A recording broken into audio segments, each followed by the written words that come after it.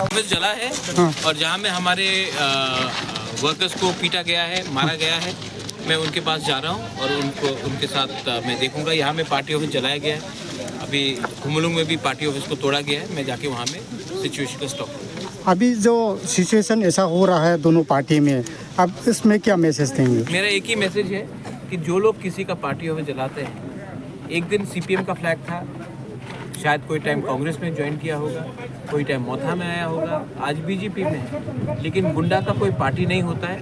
गुंडा political protection को लेने के लिए पार्टी बदलता है, झंडा बदलता है, लेकिन इसमें नुकसान कम्युनिटी का होता है, दफा का होता है। वायलेंस करके अगर आप राजनीति करोगे तो नुकसान आप ही का होगा, क्योंकि अंत में पब्लिक को वायलेंस नहीं देखना है, उनको डेवलपमेंट देखना है, उनको उन्नति देखना है, उनका बच्चे का भविष्य को देखना है। तो मैं यही बात बोलना चाहता हूँ कि पॉलिटिकल प्रोटेक्शन के लिए कोई गुंडा पार्टी बदल ले और वो पार्टी के नाम में वायलेंस करे, पब्लिक उसको 2025-2026 में कभी एक्सेप्ट नहीं करेगा। ये पुराना त्रिपुरा नहीं, ये नया त्रिपुरा है और नया त्रिपुरा में हमको डेवलपमेंट चाहिए, ना कि वायलेंस चाहिए, जो पश्चिम बंगाल, केरला और त्रिपुरा में होता है। वैसे रंग का वायलेंस से किसी को कुछ नहीं मिलने वाला है।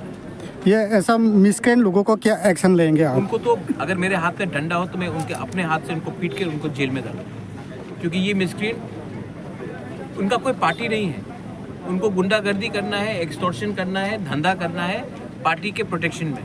इसी के लिए मैं बोल रहा हूँ, यही लोग सीपीएम में थे, एक टाइम कांग्रेस में गए होंगे, एक टाइम मोथा में आए होंगे, आज बीजेपी में है, कल फिर से सीपीएम में चले जाएंगे। इनका कोई धर्म नहीं है, इनका कोई पार्टी नहीं है। ये लोग सिर्फ फ़ायदा उठाते हैं पॉलिटिकल प्रोटेक्शन का, और इन लोगों के खिलाफ पुलिस को कार्रवाई करनी चाहिए, and I am sure the police will do that.